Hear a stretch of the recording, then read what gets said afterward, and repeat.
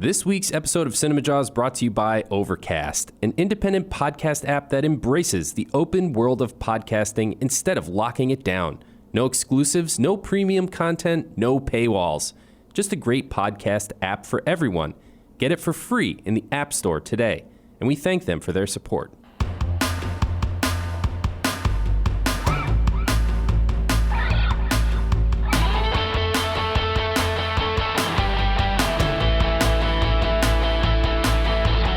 You're listening to Cinemajaw, the greatest movies podcast ever, recorded on location at Cards Against Humanity in Chicago. My name is Matt Kay, and with me is... Rye, the movie guy, and sitting inside the fish tank is, for one last time, our engineer, Fill Me In Phil. How's it going, guys? This week on Cinemajaw, Matt, we get out by ourselves, a little alone time. Yeah. As we cover our top 5 movies about loneliness. Do you like being alone, Ryan? Oh, I do. You do? I noticed as I get older, I'm just annoyed by everybody in the world. Really? Yeah. I never thought I was going to be that guy, you know, that grumpy guy that just gets sick of crowds. Oh, I could have predicted that. And I notice more and more, if I missed a screening and I got to go see a movie, I won't go if it's after like 10 o'clock in the morning. It's too crowded. I need to be there with as few as people as possible. You're probably the guy who shouts, "Shut that kid up!" Constantly. All the time. I see now just the opposite, dude. I can't stand... I work from home. I'm alone. No office mates. It's a big bummer. That's how I got into movies when I lived by myself. Hated it. Would play movies on repeat, just like again and again and again and again, just so I could hear other human voices. Hate being alone. Well, we're covering our top 5 movies about loneliness and being alone. It ties into a review we got going this week. And helping us with that top 5 list is a great guest. Yes, Jenni Button will be here. She's a board member on the fabulous Wabash Lights public art project here in Chicago. They got an event coming up. I can't wait to get an update on the Wabash Lights. Me too. This is one we've been following pretty closely. Yeah, we've had Jack on. Yeah, Jack C. Newell. Right, a couple of times, and we've talked to him about this. I want an update. I'm glad that Jenni Button's stopping by. Ditto. So, besides that, we have more going on, don't we, Phil? Yeah, tonight we're also going to be going eye for an eye on the Joker. And we have a review of Astra. That's where the loneliness comes in. Indeed, right. Spaceman up there all by himself. So we're going eye for an eye on Joker, and a lot of actors have played this character, Joker. I thought this is a good time for Matt, you to take Jenni Button on in Joker actor movie trivia. All right. Think of all the actors who have played Joker. And this is in the movies, obviously, not television. We're recording this on Free Comic Book Day, should be noted. Really? Happy Free Comic Book Day, right? Yeah, thank you. Also, as Jawheads know, September is Nicole Kidman month. So we're starting there. The last fact. Hopefully it's a good fact on Nicole Kidman because we've been a little harsh with her facts this month. She's had some rotten experiences. Phil, what do we got this week? Yes, it's funny you bring that up, Ryan. Intentionally, because of how many sour ones we've had, we wanted to find one where the productions went positive and everything was good. So I have 2 this week. In 2007, Nicole Kidman became the face of the Nintendo advertising campaign in the European market for the DS game Brain Training 2. And... Nice. Okay. In 2006... She looks smart. I would buy Brain Age 2. Yeah. Yeah. Yeah, I probably wouldn't buy it, but not because of Nicole Kidman. Oh, well, I would buy it because of Nicole Kidman. In 2006, she was awarded the Guinness World Record for the most money paid per minute to any actor, and that was reportedly because of a Chanel No. 5 perfume commercial that was 4 minutes, and she earned $3.71 million over that commercial. I'm sure it didn't take 4 minutes for them to shoot it. True. 4 minutes is a long commercial. That is a really long commercial now that you mention it. A 30-second commercial is a long commercial. Yeah, I'm not... I agree. Nowadays, 15 seconds is a long commercial. Where's that skip ad button, right? Right. That's good stuff. All right, Matt, let's get the show rolling here. As you mentioned, Jenni Button serves on the Wabash Lights board that I'm dying to get an update for. Jenni Button, welcome to Cinemajaw. Hi, guys. Thanks for having me. It's exciting to be here. Yeah, thanks for coming on the show. Absolutely. We have our Cinemajaw sign over here lit up in honor of the Wabash Lights. Oh, that's do you so get sweet. this? It's a little mini lights. Yeah, I like that. It's great. So for people who haven't been following along as we have with the Wabash Lights, can you give us the sort of the elevator pitch of what the project is?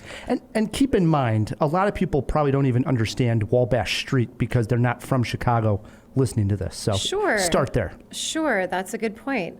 So Wabash Avenue in Chicago is located in what they call the Central Loop. And it's been kind of just an overlooked street in a lot of ways. It's kind of dark. It's a lot of random shops that haven't been able to hold their place there for very long, so there's some turnover. There's a lot of like jewelry shops that I don't know who frequents. There was one I used to frequent because it had a great falafel shop in the back, but totally random.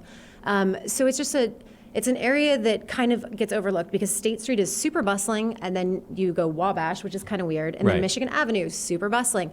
So it kind of It gets just overlooked. gets looked over. Yeah. That's Maybe what happens. nothing rhymes with Wabash, and that's why, because Frank Sinatra didn't sing about it. Maybe that's what it was. I'm not sure exactly what it was, but we're going to change it because the Wabash Lights is an interactive arts platform for the city of Chicago. But the really exciting part about it is we are going to light up the underside of the L. And not only, so it's a great piece of art, like you can pass it on your commute and you have this beautiful art piece, but on top of that, there's an interactive element where anyone from anywhere can tap into the lights and connect to like a rhythm or a beat, their favorite song. So it becomes like this personalized design that really kind of puts the public back in public art, which is a really exciting part of it. That is really cool. And so how does that work? It'll be some type of like app that they can It's a mobile log app that they'll be into? able to tap into, yeah. So they Neat. can actually get on there and and we've actually been doing different beta testing phases. We had the lights up. I don't know if you saw them. I've seen them, yes. You saw them. Yeah. So there were 4 lights that were up for a series of, well, it was going to be only 6 months, but ended up being like a year, just to test the structural integrity of the lights, things like that. Because Right. it's very, attaching it to the CTA is like, it's a kind of a crazy undertaking, Yes. and it's an iconic structure in and of itself. And with the trains going by and the rattling and the lovely Chicago weather that we're all subject to, we needed to test and make sure that it was going to stay. So we had that beta test up, and it was a time that we could kind of get excitement around the project and get people like what is that? What's happening over there? Yeah, yeah. So we have these mobile demos. I don't know if you guys have had the pleasure of seeing them. They will be at Light Bash, which is going to be awesome on October 24th. We'll talk about that. Yep. But the mobile demos kind of display what the interactive element of it can do. When we have them out, we actually show people they can tap into the mobile app as it exists now. You can play Simon. Do you guys remember Simon, where the different colors light up? I played and it then just you the match other it? day. Really? Yeah, I got young kids. Okay, I was going to say, I'm impressed. So we can do that, and we're going to have those out. And there's just so many different ways that people can use these to kind of personalize, send messages. It's an exciting. So will it, obviously, if one person's using it, you got to wait until the other person's done. Sure, So sure. it'll be like you get X amount of time. It'll to be like do- queued up, right? Right. So Right. you can match it to your music or do whatever, and then you get X amount of time, and then somebody else gets to hook into the app and Right. do whatever they want to do with the lights. You know what you need to do, Jenny? You need What's to find some lovesick guy or girl who's just about to propose and get a marriage proposal. I have a feeling there will be some of those probably when Oh, this yeah. happens. It's going to be in color, so it's not like it would be like a written message. Right. But yeah, color language, love language, why not? People can get creative with how to deliver Absolutely. a message with the lights. And that's what we're hoping. We want people to get creative with this. We want it to be true. Public art is about being accessible for the public and for everyone. And we have not just accessibility, but also an interactive element of it. And then we're also on the educational arm working with Chicago schools to enhance STEM, which is now STEAM programming, because they've realized that art is just as important as the other 4 elements. And so we're helping to enhance STEAM curriculum within Chicago schools. Nice. That's awesome. And there's a technology element to the Wabash Lights with the app. Absolutely. Yeah, it blends technology and visual arts in the most beautiful way. I just love that lights are exciting again, right? Yeah. I have a couple of smart lights at home where you can change all the colors, and I put it out on my deck, and it enhances everything. Everybody loves a good light show. Yeah, I'm a huge fan of light-based art, and it takes the right collector in the right place. But I think we've really found a good home for it on Wabash. Well, what are movies but light-based art, right? Right? I agree. Now we have a fundraiser segue. coming up here. And We do. if you're going to have a fundraiser, you got to have a really cool name for a party. And I think this event has maybe the best name for a party ever. Thanks, guys. What's it called? It's called Light Bash. I love it. Thanks. It's a really, it's really kind of a visual explosion, and it's an all-encompassing party. We've got sound and lights, and there's great food and drinks. Last year we had 9-foot-tall LED dancing robots that shot lasers. It was so much fun, and there were elements of surprise, and everybody You mean had more a great than time. the 9-foot-tall dancing robots? It was pretty great. And this year we plan to have more surprise elements, and we're going to have some great music. We've got a DJ, awesome food. It's going to be a really good time. It happens on October 24th at Ovation Chicago. It's in Fulton Market. Tickets just went up. You missed the early bird, but they just went up to $125, and we have some awesome sponsors. It's totally worth it, you guys. For Chicago Jawheads that want to participate at that party, want to buy tickets, where should they go to online? Absolutely. Please go to thewabashlights.com, and it's right there on the landing page. It'll take you where to buy tickets. And for people outside of Chicago, if you think this is an awesome project and you want to support it, there's also a place that you can donate on the page. Sweet. Do it. Yes. Do it, Jawheads. And besides the Wabash Lights, I was talking to you before we had pressed record, and you were explaining that you are into public art, a nonprofit that you work for, and that's how you came into interaction with the Wabash Light Project. Yeah, I actually met Seth and Jack through the Wabash Arts Corridor, which I worked on through Columbia College. Nisa Page Lieberman currently heads that up. She's the director and the curatorial director of it. Mark Kelly was the former director, who is now the commissioner at DCASE. But when he was working at Columbia, this was his big idea, and Mark has lots of big ideas, but this was one of them. That's a good person to have on your side. Mark's pretty awesome, and when he gets excited about something, it's happening. I remember when he came to me with this crazy idea for this arts parade night in Chicago around Halloween. And I was like, I can't even see this, but let's do it. And here it is. And it's happening. It's amazing. It's awesome. That is fantastic. We got to support art. What about for the Jawheads listening to this that want to support public art? Is there a page that you would guide them to? Oh, man.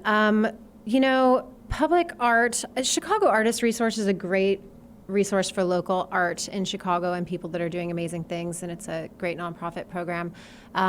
Public art in general, you can check out Chicago Public Art Group.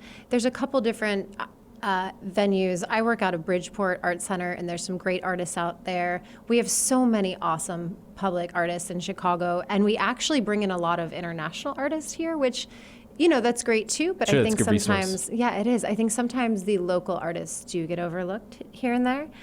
There's some incredible ones like Lucy Slavinsky, who I just worked with at Expo Chicago, and Ruth Azus Migdal, who's an 87-year-old sculptor who creates 30-foot tall stainless steel sculptures.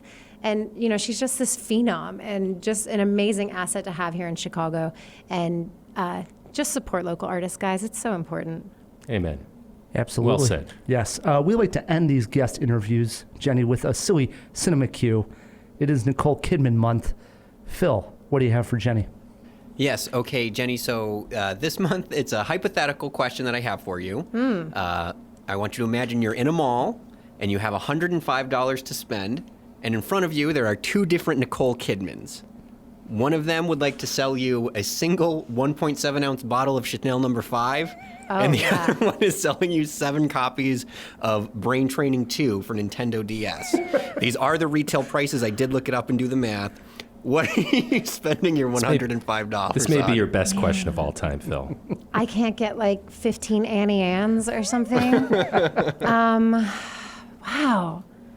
I guess the Game Boys, but It's not it's just the games, to be Oh. clear, It's the too. brain training game I that don't- she... what am I going to do with that? Christmas gifts? Yeah, okay, let's go with that. That's exactly where my mind went, yeah. Still went the brain games. I like it. For the Jawheads that want to follow you on social media, should we guide them in a certain direction? Sure, you can follow me at Jenni, JENNI.Button is my Instagram handle, and I'm also the co-owner of Fête, Esthete, and the Art Party. We custom curate exhibitions for hire, basically, and we have an online gallery. We only work with Midwest artists because we're trying to keep Chicago talent in Chicago rather than using it as a leaping pad for either New York or LA. So you can check You hear that that, out. Phil? Buzzing. You can check us out at theartparty.gallery is the website, and that's our handle for pretty much everything else. You can find us on Instagram at theartparty.gallery as well. It's another great name because I was looking up, things on Jenni Button, and I thought, where did they come up with the art party? It I sounds like fantastic. the Fête Esthete is. I know. It's Do you like perfect that? also. Thank Yes. you. And you pronounced it correctly. We liked that because it's kind of a play on the art party. Yeah. Fête being party and aesthete being a play on aesthetics, aesthete. So thanks. I'm glad you like that. I do. I It's like awesome. that one. Jenni is sitting in on this entire jaw. She has her top 5 movies about being alone and loneliness. It's a bummer of a topic, dude. It is. But you'd be shocked. Most of them end, I think most of mine anyways, with hope. Oh, good. I'm glad Right? because mine don't. They're all depressing? You know, Come Yes. I'll tell you what, when I first heard this topic, I was like, wow, that's, not the most fun topic, but that's a great topic. And I had such an extensive list at first that I had to pare them down to 5. And when I was doing that, I was like, well, I can't choose it by the most lonely because that's super depressing. So I picked my 5 favorite movies from the most lonely list. So hopefully this will be a little less terrible. Good. I'm glad there'll be some uplift because mine are Yeah. big downers. Oh, jeez, Matt. Sorry, guys. Gotta sell it on the jawheads. All They're right. listening well, in I real mean, time. You know here. what? I'm warning them. Just giving them a We little heads already up. got tears coming as we give a goodbye to Phil later Yeah. on in the show, and now we know Matt's is a big downer. So Yeah. much to look forward to. All right, I'll deliver it with enthusiasm, though. I promise. let's kick it off with a fun eye for an eye. What do we got this week, Phil? Yes, it will be fun. This week on Eye for an Eye, we're going over Joker, an original standalone origin story for the iconic villain that we have not seen before on the big screen. It's a gritty character study of Arthur Fleck, a man disregarded by society, and a broader cautionary tale. The film will star Joaquin Phoenix and Robert De Niro. It is written and directed by Todd Phillips, who's best known for doing the Hangover films, as well as his last directed film was 2016's War Dogs. Rye, you're getting us started this week. I think everybody knows this is an extremely highly anticipated film, so obviously interested big time. My only concerns, I love Joaquin Phoenix, and I love that he's taking on this character. It's going to be just people who like really good acting are really going to have a feast with this movie. My only fear probably that would be coming from Todd Phillips as a director. We know him from the Hangover movies, and we know him from War Dogs, which was okay at best, right? Is that the one with Brad Pitt? No, it's with Jonah Hill and Miles Teller. Oh, yes. Where they were selling the arms. It was based on a true story. But I'm not bashing him. I'm just saying, does he have the chops to deliver us this high-quality film that I think Joaquin Phoenix's acting is going to give us? Or is this just going to be the performance over everything else? Either way, I'm interested. That's funny. You know, for me, it was 100% in my mind, like, yes, obviously everyone's going to see this. And then you said Todd Phillips, and I was like, oh, really? That gives you pause. It did a little bit. I mean, I'm obviously still going to see it. Very interested. But yeah, that was a surprise. Well, I'm sort of on the same page as both of you guys there. Very interested. There's also been some backlash with all, like, I don't know. There just seems to be a little bit of bad juju that's following this movie around. Yeah, I'm not sure how that's going to play out once it gets its wide release. Tell me more. Well, I know when we do a fall movie preview 2 weeks ago, our guest had brought up this idea that maybe the far right were latching on to this character of the Joker.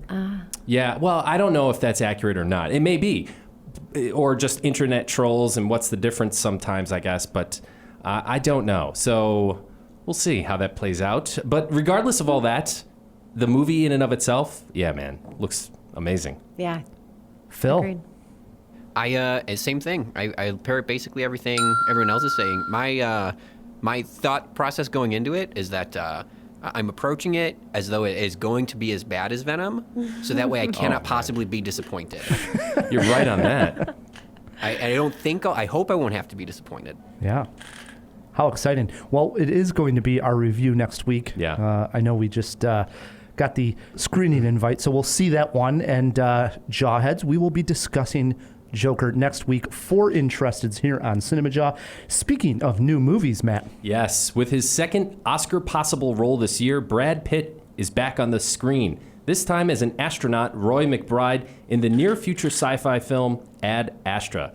Is this trip to the stars worth taking, or will time dilate and every second seem like 30 years? Ryan and I took our protein pills and put our helmets on to find out. Please state your mission objective. I am attempting to stop an uncontrolled antimatter reaction, which threatens our entire solar system. We're approaching Mars.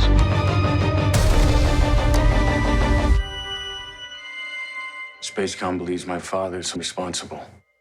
In Ad Astra, Pitt plays stoic and stone-faced astronaut Roy McBride. He's respected and decorated, and it's noted that Roy's pulse never gets above a certain threshold, even during a major catastrophe.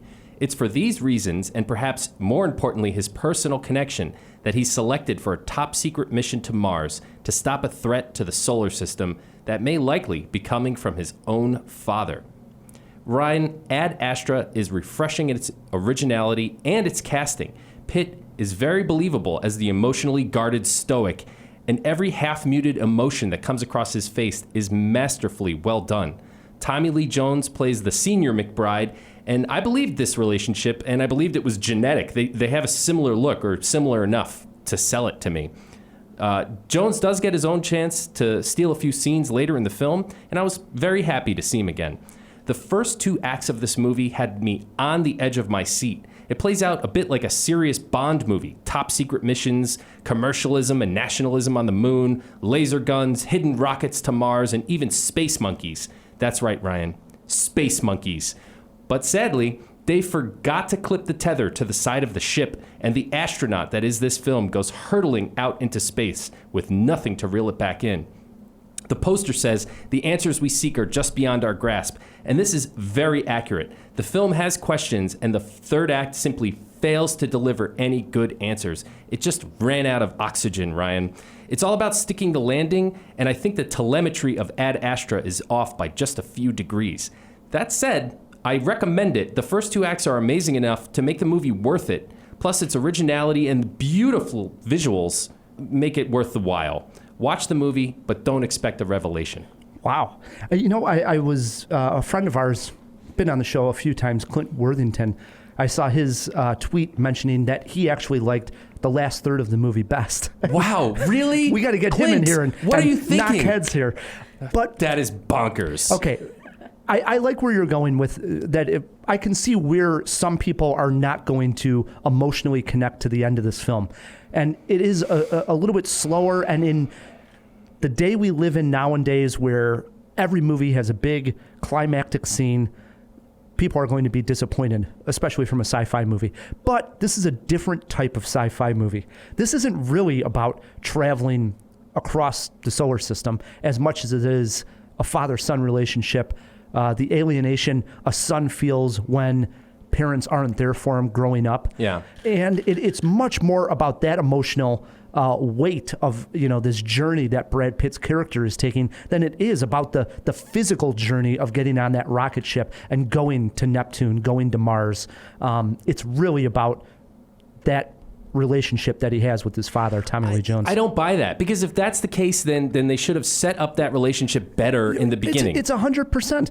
Okay, no spoiler here. This is very much in the beginning. Liv Tyler plays his wife, very small role, and she leaves without any type of confrontation or emotional swing in any way of Brad Pitt. He's stoic, and he just lets her walk right out the door. It's like he's shutting himself down because he felt the abandonment of his father, who had left years earlier on this mission. So that's his defense mechanism. I get it. Yes. Right. So that's the whole idea, that he's going out to travel to find his father and to have that moment with him. And they finally do have this moment.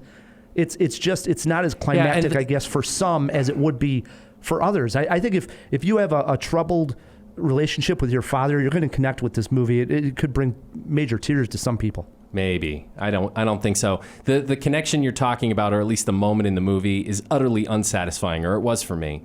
Like, I like Tommy Lee Jones, and it was a lot of fun to see him, and he does get a few minutes to be sort of this character who may or may not be a villain, and then he completely retreats. And I don't want to spoil anything, so that's where I'll leave that comment. And what transpires next, just like, I was like, meh. Overall, though, the movie, the tone of it, it's sort of a hybrid of a sci-fi movie. You do have the laser guns with them driving their little dune buggies on the moon. Yeah. And you do have a really awesome action sequence in the beginning. But besides that, it has more of Then it grinds to a halt. a slow burn type of feel through space. That I think if I knew it, if I knew that's what it was going in, I think I would have enjoyed it more. I was so blank on the movie going in, not knowing what to expect, that I was waiting for something more. But at the end, when I walked out of the theater, I felt it was very satisfying at the same time. I'll say this. I wasn't satisfied at all by the movie. It was okay. You know, I liked it. But this past weekend, I was in Michigan, and I was going to go to the movies with my sister. She wanted to see, I forget, a different movie, and I wanted to see Ad Astra. And I kept saying, you know, let's go to this. She's like, it doesn't look right for me. About halfway through, while I was watching it, I was like, I can't wait to tell her. Her name's also Jenny. I can't wait to tell Jenny that she was wrong. This movie is actually really good. And then, man, the third act, it falls apart. Thanos would hate this movie. It's off balance. I'm telling you, there's people listening to this that have seen the movie that completely disagree with you, because I think a lot of people are going to find the third act the most refreshing part of the film, because it's so different and it's so much relationship driven than it is anything sci-fi driven. I guess. So, how about a favorite moment or scene, Matt, that you wanted to highlight? Mood stabilizers. He's on a ship with the crew of another mission that he sort of tags along with, and they start firing pills out of a little dispenser, almost like a Pez dispenser, to keep their moods level. I guess on long space journeys. It was just a really funny scene. It's like taking a gummy, right? I guess. And then they all get high. It's fantastic. Mine would be the opening scene, which is highlighted in the trailer, which is this space antenna that is basically like in low orbit Earth, where Brad Pitt is working. It was actually on the ground. You mean it was built off the ground of the Earth, right? All the way up into... I agree with you, yes. Which is an awesome concept, right? So we're talking about an antenna that's physically on the Earth's ground, but it's basically reached out to outer space, like that very low orbit.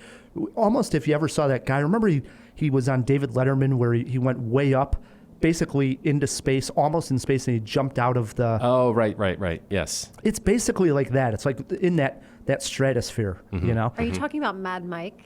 Maybe. Is that The guy who it who is? built his own rocket? There's an amazing Netflix documentary. Throw it in the fish tank. Mad Mike, or the guy that jumped out of the high plane The one I'm on talking David about Letterman. didn't jump. He definitely came back down pretty hard. But he lived, and he's got plans to go to outer space, guys. Yeah.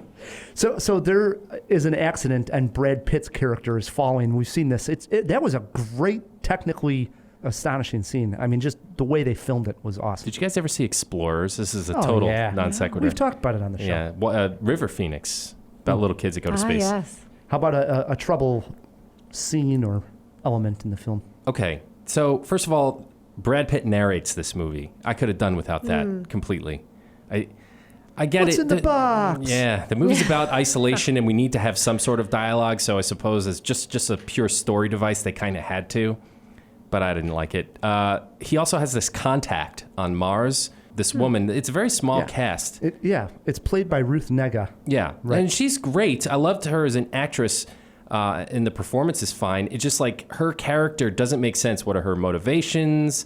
Blah, blah, blah, blah, blah. I mean, she does sort of. I thought the same thing. I'm right with you on that. And I wondered if that wasn't one of those deals where we're going to see a director's cut and it makes much more sense. I hope so. It really didn't. For the little part that we got on screen, it didn't work for me. And mine actually has to do with that same element of him traveling to Mars. He goes there to make a communication. But I don't know if I missed something, and I'm usually pretty good with watching my movies, but I had no idea why he had to go to Mars to make that communication. Oh, you missed something.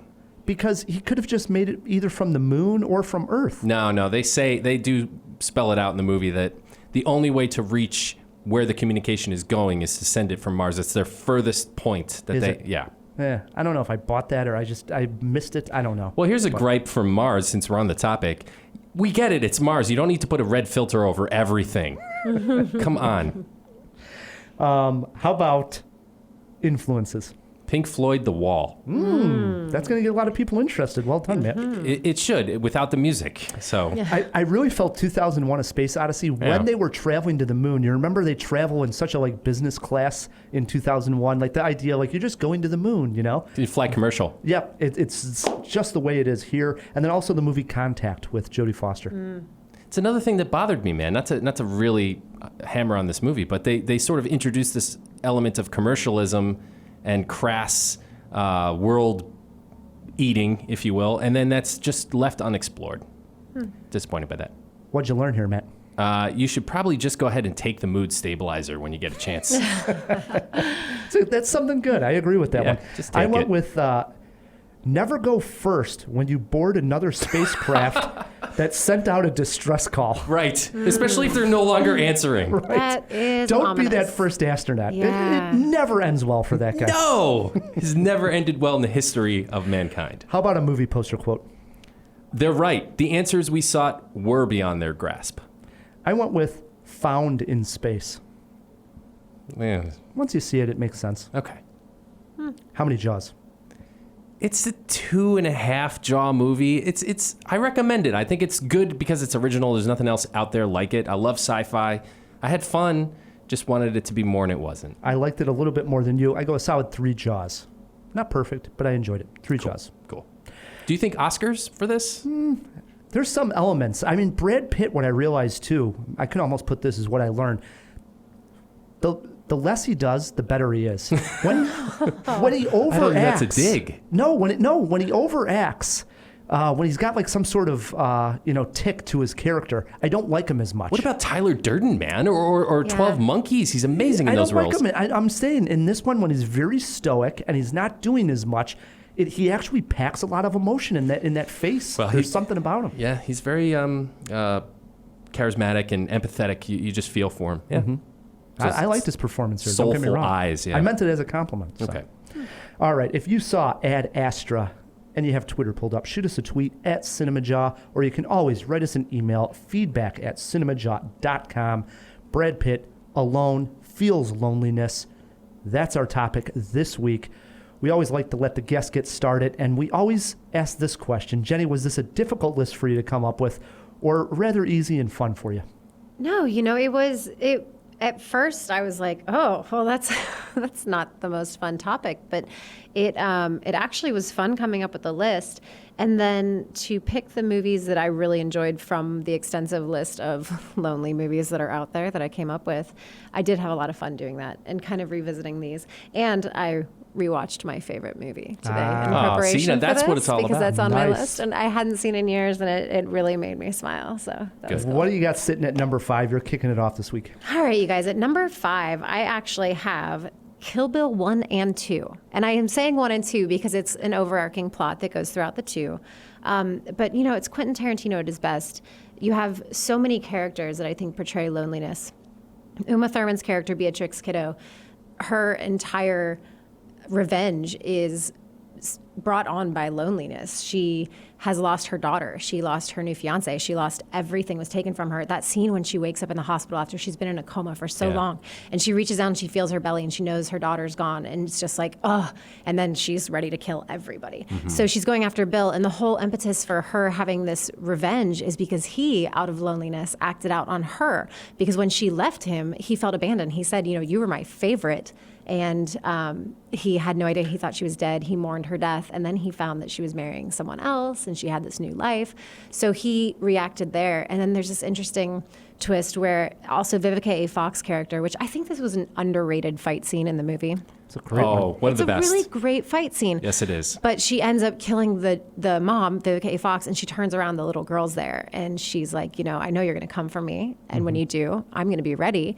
But she knows that she's just perpetuating this cycle of loneliness and revenge. She's left this little girl with nobody, and she's going to come for her later. Precisely. Yeah, and Michael Madsen's character is like as lonely as you can get. He's cleaning toilets at a strip club and like just drinking in a trailer by himself, and he's kind of just waiting for her to come after them. He's the best. It's such a good movie, you guys. It is. I Really is. actually just rewatched it. Was that your favorite that you rewatched? No, it was Okay, all not, right. but it is one of. These are all like my favorites on this I list, rewatched and I don't it have as that much time in we my got day. ready for Once Upon a Time in Hollywood. I watched a couple of Tarantino's, and I hadn't watched the Kill Bill, so it's very fresh in my mind. Wait, you They're great. hadn't? Like, no, as in a while. Okay. In a while. Okay. I've seen them numerous times, but I watched them just recently and had a blast with them. So. Really great. I don't know anyone who's like, oh, those movies weren't that good. True.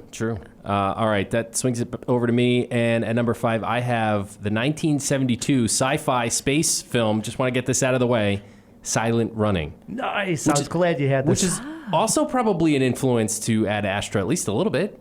This is, I don't know if I can honestly recommend this movie to today's audience. That's fair. It's from 72. Bruce Stern, very young Bruce Stern, alone on a spaceship for about 90% of the movie. So if that sounds like something you would like to see, it's probably the best 1972 movie about Bruce Stern alone on a spaceship that you could find.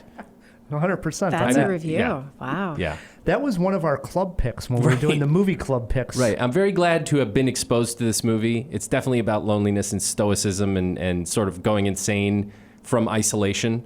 So it fit the list. And if you're a Bruce Stern fan and you haven't seen Silent Running, it's a must at that point. So I was glad we caught up with that one. That's a really good pick. My number 5 has one of our favorite actors, Ryan Gosling, in one of his stranger roles.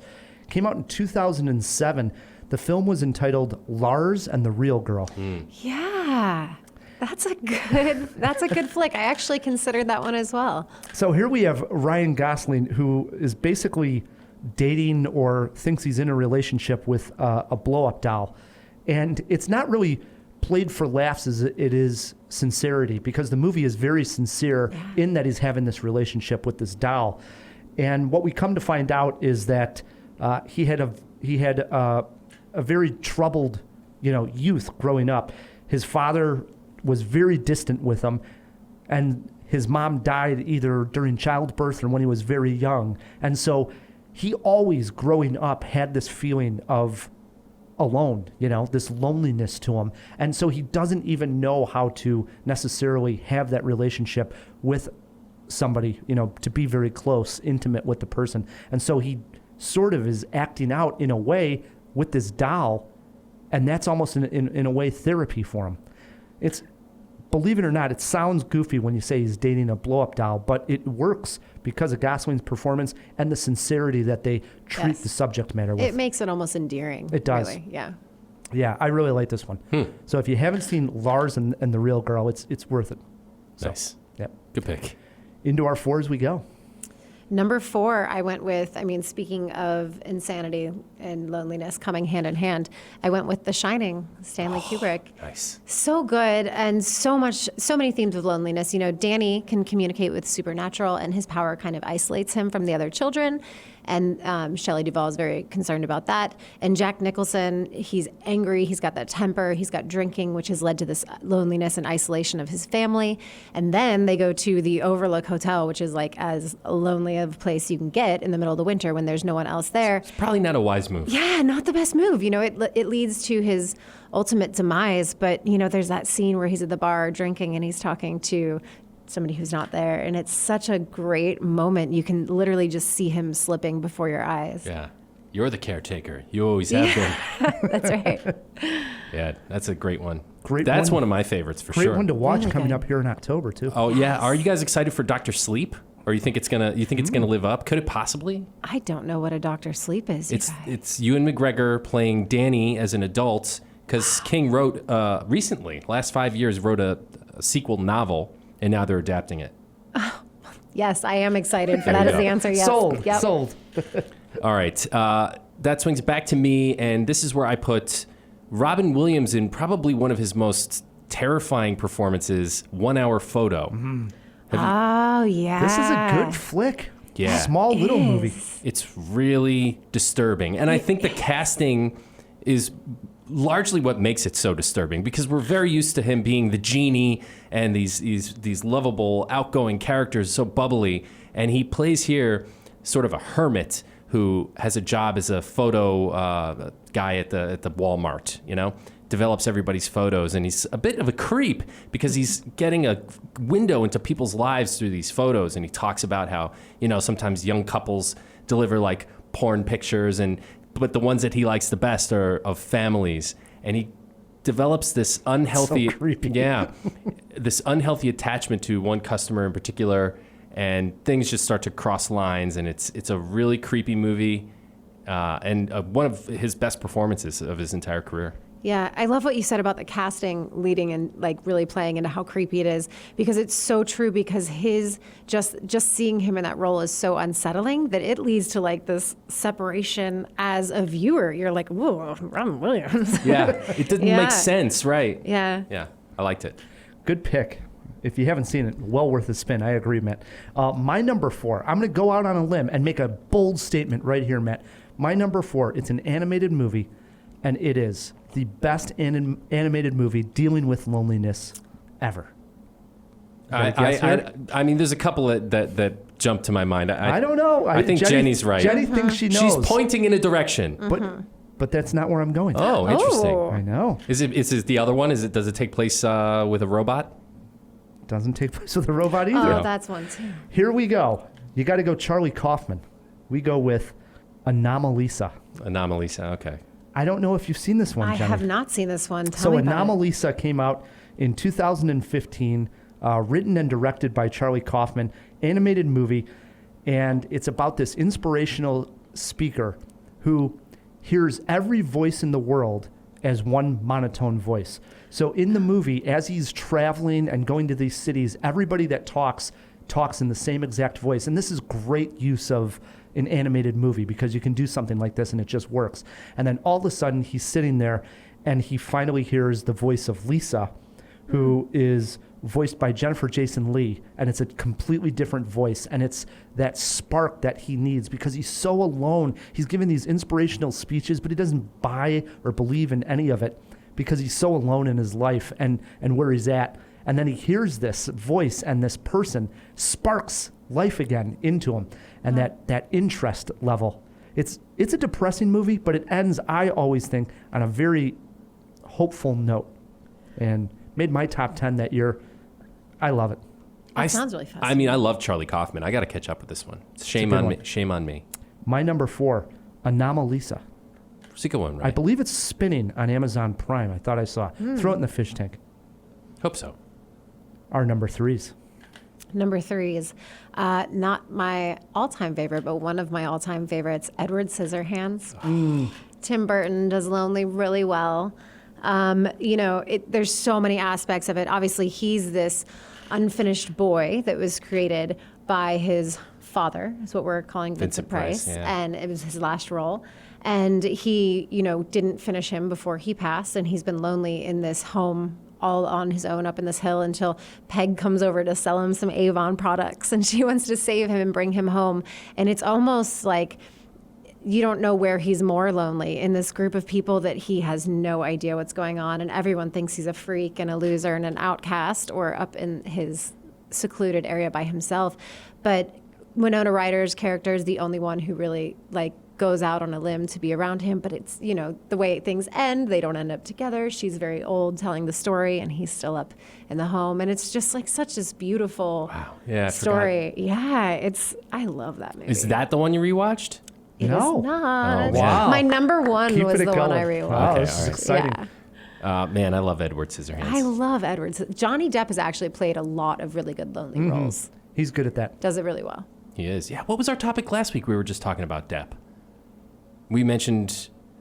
Oh well, it'll come to me. Throw it in the fish tank. All right. So that swings it to me, and this is where I put 2009 drama that you turned me on to, Ryan. I probably wouldn't have watched it. This might have been another club pick. A Single Man. Colin Firth. Great pick, Matt. Yeah. So he is dealing with the grief of losing his partner, and just kind of falling apart. He teaches at a university, and this was during the 60s when it was still very difficult for men to come out. So he's sort of closeted. He doesn't know how to reconnect, and the partner that he lost was the love of his life. So he's almost kind of given up. And through the course of the movie, he starts to meet some people that help to right the ship. And I don't want to spoil the ending. It's not completely ending on a happy note, but it does uplift and give you hope that he had at least overcome his depression and loneliness. So it's a good movie. Great scene in there, too, where Colin Firth is on the phone with the family of his partner, and they're basically telling him that, they don't want him to go to the funeral. Oh. And just how crushing it is. And Firth sells it with his acting. I remember just bawling, Yeah. it's just so rough Wow. and the hardship, hate it. It's not a totally rough movie, though. I don't know why, but I had a lot of, I don't want to say fun, but I enjoyed it Well, quite the a bit. style of the '60s, it's bright. It's Tom Ford directed the movie, so wow. it's sort of like I don't know. It just got like a style and a feel to the movie. Like you'd almost feel that you're inside it. I don't know, it's Right. tough to Yeah, I describe. guess that's a good note that Tom Ford just sort of brought that panache and the visual style and all the fashion and. Oh man, who's his best friend in the movie? It's Julianne Moore. Julianne Moore, I just a love her great too. performance. She's almost unhinged, barely holding it together as like an alcoholic, and great relationship there. So I'm pretty sure that was a club pick, and I know for a fact that Silent Running was a club pick. And my number 3 was a club pick. So We gotta do this again. We were Wow. doing something right with our club picks.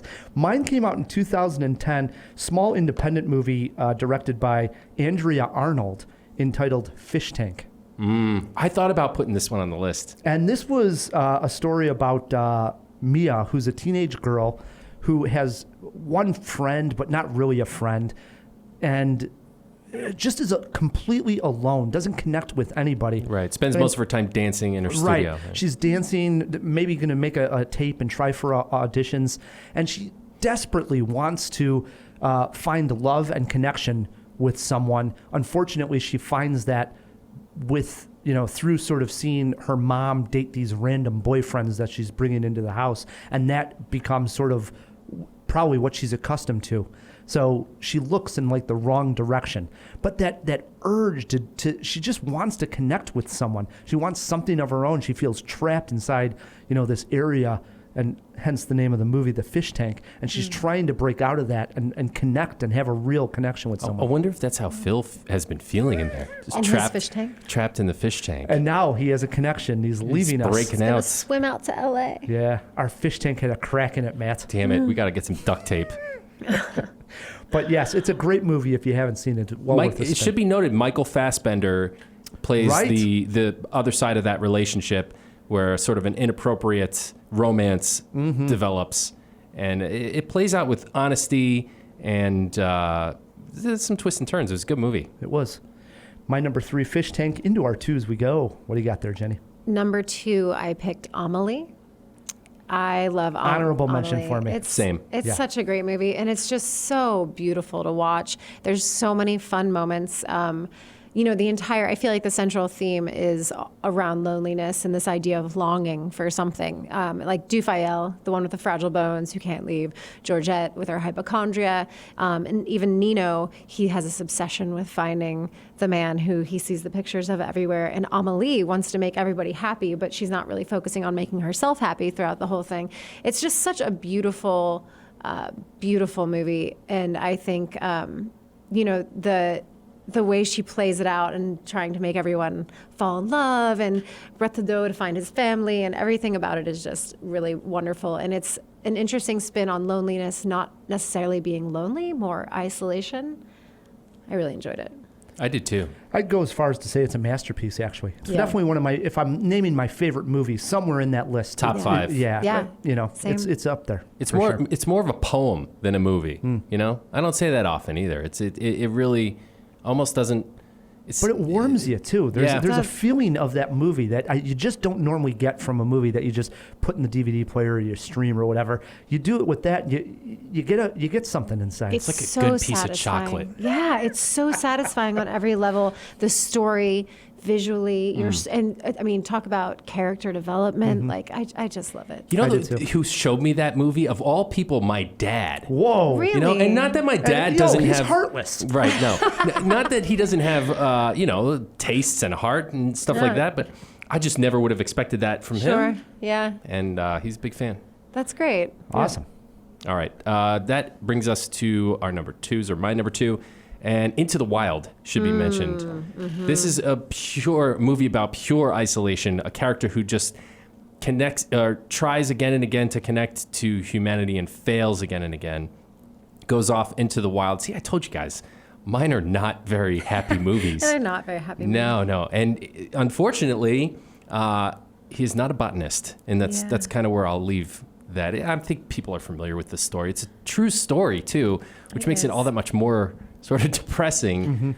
But I don't know. I suppose if there's a takeaway from it, it's about him trying to find himself in order to come back around to reconnect.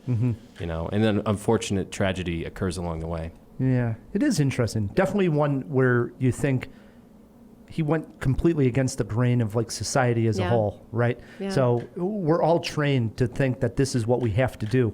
We don't.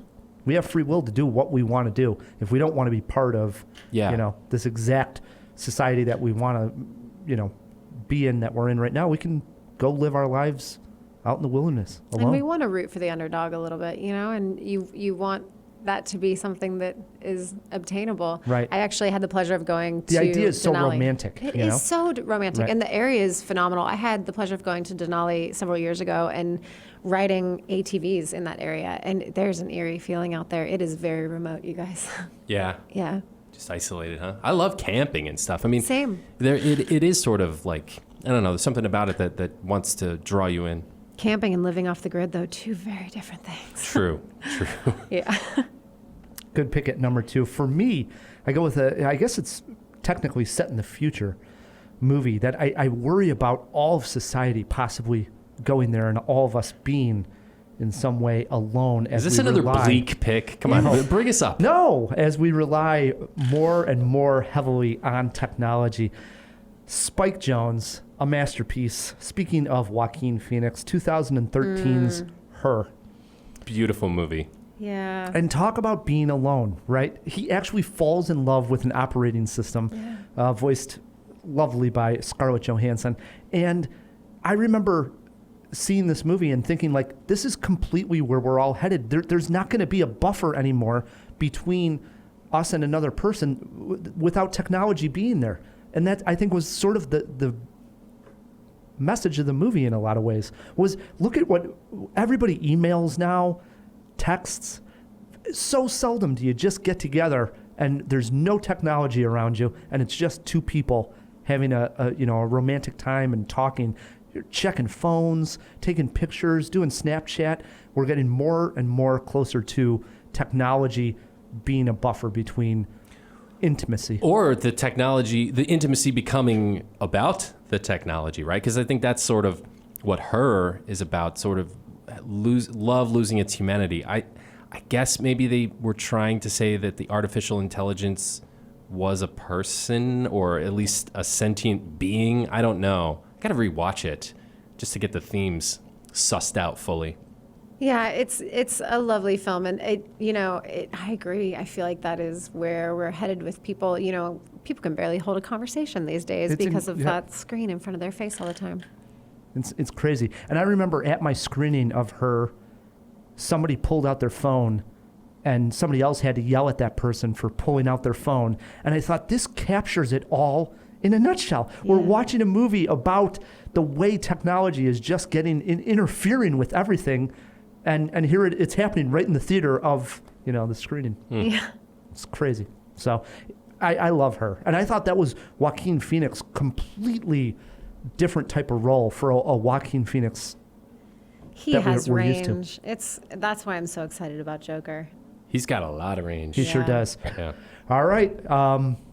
A lot of buzz, a lot of hype about Jenni's number 1 because this is her favorite movie. She rewatched it, and it's about loneliness. I have no idea what it is. So build it up before you just spell out the title. So I would say my number, I kind of cheated a little bit on this one because it's, again, like a couple movie one. But this film is about several characters. Every character in there has loneliness central to them. They're all quirky, but they're all lonely.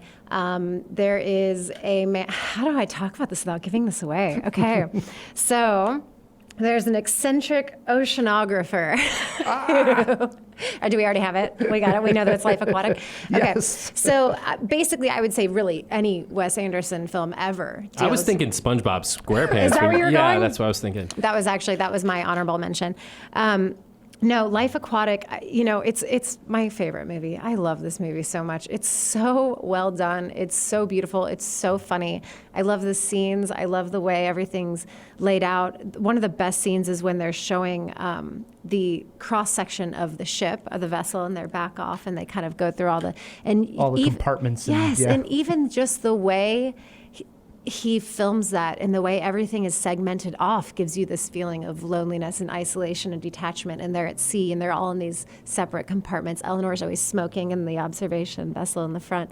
And Ned comes to him because his mother has just committed suicide. And he's looking for Steve to be something that Steve can't really do. I mean, he makes a lot of commitments without really making commitments, obviously. You can see he's put Eleanor through the ringer. They both have a very lonely relationship. He's kind of latching onto anything. But it's such a, and tragedy just keeps continuing for Steve. First with Esteban, who gets eaten by the leopard shark, which is the entire impetus. Yeah, he's screaming in the water, Esteban! It's such a good movie, you guys. It's a really good movie. We did our top 5 Wes Anderson moments, and fun. I believe it was number 1 was when they go down and they find the shark again. They find the shark. That is such a great moment. I love playing that. I get chills watching I just did when you said it, and it's so funny because there is something. It's so beautiful, and it's obviously CGI, and it's not even intended to be realistic CGI. No. But it's so lovely the way it's done, and I get choked up a little bit when I see it. I'm not going to lie. And what I love about Wes Anderson is you have this moment where they see the shark and the beautiful music's playing, and you're emotional, and then all of a sudden you still have that quirkiness because Willem Dafoe's character says, "Is that it?" Yeah. Yeah. And they're like, yeah, Klaus, that's it. Yeah. This big climactic moment, and he's got to ask. And Bill Murray says, I wonder if he remembers me. And he's got like that forced tear, like that Robert De Niro face. It's awesome. Great pick. That is a great pick. Yeah. Now it's going to be anticlimactic. Should have gone last. But you mentioned Robert De Niro. I was going to say, I also saw the musician, Portuguese musician who... It's Sue George, who plays all the David Bowies in Pilsen at the what's the place over there? Thalia Hall. Yes. Dude, call me next time. That's another thing that I think really plays into, he just does Lonely so well, and all these elements that kind of separate you from it. You've got the language barrier of him playing these songs that are so familiar to us, but then he's playing it acoustically, which makes it like kind of, it's toned it down and made it a little bit less familiar. And that now they're being sung in Portuguese. So for a majority of the audience, they're like, what? So it kind of puts you on a spin and isolates you from, I just love it so much. Yes. That's really cool. Yeah, Sue George, he was in the whole outfit of, Life Aquatic So with the cool. little hat, and he told when you stories saw about him? the movie. Yeah. That's wow. so And great. he played the whole soundtrack that he played, and he just talked about how he got discovered and why he was in the movie, and just played, and it was love awesome. that. So, I love that. Nice one. All right, Matt. I said De Niro. So Martin Scorsese, 1976, gave us Jodie Foster, Taxi Driver. Yeah. It is like... Speaking of Joker on this show, too. Right. Yeah. I think probably a huge influence on at least the new Joker film. Travis Bickle goes off the deep end, and he's sort of like, it's almost like he's walking the plank and looking off different sides of it. And which one is he going to go off completely? Well, one of them, and he does. But maybe the right one, I guess. I don't know. It's arguable where this movie winds up. I think everybody who's listening has seen it.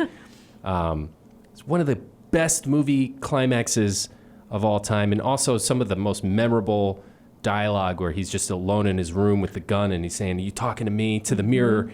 I mean, how many? You've said that. That. Everybody says that at one point in their life. It just became part of the zeitgeist and pop culture. It's a great movie, man. He should have got the Oscar. Did he not? I was just going to say. Scorsese? Oh, Scorsese. I was going to say De Niro did, I believe. Throw that in the jaw box. Make sure we're right on that. In the fish tank. Yeah, the fish tank. But I believe he did on that one, yeah. But Scorsese definitely Did not, right. For sure. That's who I was talking Yeah. about. All right, my number one. I like to always throw in a curveball here, give Jawheads something that I haven't talked about on the show before. This was an honorable mention of my top 10 the year it came out, which was 2017. It's a horse movie, Matt. Oh, Jesus. And you know how I love my horse movies. You've got a weird fascination with horse movies, dude. It is a movie entitled Lean on Pete. Really? Lean on Pete. No, I know what you said, man, but I'm saying really? Let me sell you on this. All right. This is going to be a tough sell. This was a young actor. He's a teenager. At number one? At number one. Not to be confused with the old timer. His name's Charlie Plummer. He's a teenager.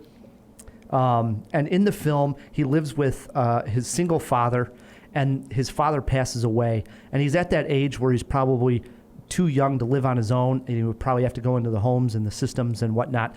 And at that time, he is taking care of a horse, which has the name Lean on Pete. And Steve Buscemi owns this horse. Yeah. Well, Charlie decides to take the horse and go on sort of an American adventure. Have you ever been in sales? Because you're doing terrible. I'm telling you, he is longing for family and for home. And it comes across on screen. It's a really emotional movie because that's all he really wants. And isn't that what we all want? To some degree, everybody sitting here in this room and in the fish tank, we all want, to be loved, to have a home, to have people to That doesn't make this with. a good movie. I You're thought right you were gonna about say that. horse. No. I want a horse. Yeah, did you see The Mustang? Much better horse movie. No, this is a really good horse movie, I'm telling you. And it has such a great moment at the end. It power packs A you with the really emotion. good horse movie is still maybe not a review that I'm shocked you have this at number one. I love Lean it. on Pete. Really? A number one? Hey, Phil, do me a favor. Look up the Rotten Tomato rating on Lean on Pete. I can't be alone on this. It's probably either 98 to 100%. Everybody loves this movie if you've seen it. No, okay. It's Who's a small seen movie. It? Right. Yeah, it's a small movie. But that's what we do here on Cinemajaw. Okay, we fine. give Horse fans. recommendations. Among horse fans, it has high ratings. I remember when this press screening came up, and I was like, oh, let me see. Oh, it's a horse movie. Ryan's going to see this one. I'll just skip it. Oh, this isn't an older movie. This No, is something. 2017. Oh, God. Oh, okay. Yeah, just Recent a couple horse years. movie. Very recent. Okay. I loved it. That's my number one. Honorable mentions here. Got a couple. What do you got, Matt? Okay. Up. We sort of danced around it, but we didn't say it. So there you go. Up. Let the Right One In. It's very much about loneliness, isolation. I suppose they sort of have this weird codependent relationship. Personal Shopper. I left it off my list because that one's a little iffy, but the movie is very lonely to watch because we were talking about the veil of technology, and that's very present in the movie. There's almost no dialogue. It's just text messaging. Yeah, for a good chunk of that movie. I went with Up in the Air, George Clooney being very alone and looking for that relationship and finally giving up on loneliness. All Is Lost, which is the Robert Redford movie where he's on a ship all by himself, the only actor in the entire film, obviously about loneliness. Where the Wild Things Are. Yeah. Good one. Yeah. It's a great Was one. the other one I had as well. Got to go Castaway, too. Yeah, Castaway was on my list originally. I also, while we were talking, thought of Punch Drunk Love with Adam Sandler. It's so good. Another one I just rewatched. Great Did one. you? Yeah. I would rewatch that one as well. Eternal Sunshine of the Spotless Mind was on my list. There's a couple, but they're not coming to me, guys. All right. It's all right. That's a lot of loneliness right That's there. a lot. If you're alone listening to this podcast, Or even if you're among friends. and you have Twitter pulled up, shoot us a tweet at Cinemajaw. Let us know what you thought of this list. Let us know if we missed a movie about loneliness that we should have mentioned. You can always write us an email as well, feedback@cinemajaw.com. All right, Matt, what we're going to do is take a break. When we come back, you are taking Jenny on in Joker movie trivia. Plus, Matt, a couple of Hollywood headlines, and we say goodbye to Phil. Oh, it's going to be... See, we're going to be lonely without Phil. We are going to be very lonely without Phil. Stick with us, Jawheads. Let's all go to the lobby. And now, Nicole Kidman and Ewan McGregor talk about silly love songs in the 2001 film Moulin Rouge. A life without love, that's terrible. No, being on the street, that's terrible. No, love is like oxygen. What? Love is a many splendid thing. Love lifts us up where we belong. All you need is love. Please don't start that again. All you need is love. A girl has got to eat. All you need is love. She'll end up on the street. All you need is love. Love is just a game. I was made for loving you, baby. You were made for loving me. The only way of loving me, baby, is to pay a lovely fee. Just one night, There's no way, 'cause you can't pay. In the name of love, one night in the name of love. You crazy fool, I won't give in to you. Don't leave me this way. To get ourselves a treat. Hey Jawheads, it's Matt K with a quick reminder of the September riddle. Here you go. Ghosts are in my past, both recently and a long time ago. I'm known for my good looks, but you just might fall in love with my voice. I've done many. I've been a snake, a dog, a punk rock hedgehog, and a mermaid princess. But it's not all whispers in my ear. I'm also an assassin in at least 2 different roles. Who am I? Write us your guesses to feedback@cinemajaw.com, and one lucky Jawhead will win a prize pack or get to take me on in trivia on a future episode of Cinemajaw. And thanks. And we are back on Cinemajaw, hanging out with Jenni Button on the board of Wabash Lights, who has a really cool party coming up. One more time, the party is coming up. What date, Jenni? The party's on October 24th. It is called Light Bash. That's a Thursday. It's from 6 to 9 at Ovations Chicago in Fulton Market. Tickets are on sale at thewabashlights.com. It's going to be a really good time. Expect surprises, a DJ, great music, dancing, incredible silent auction prizes, you guys.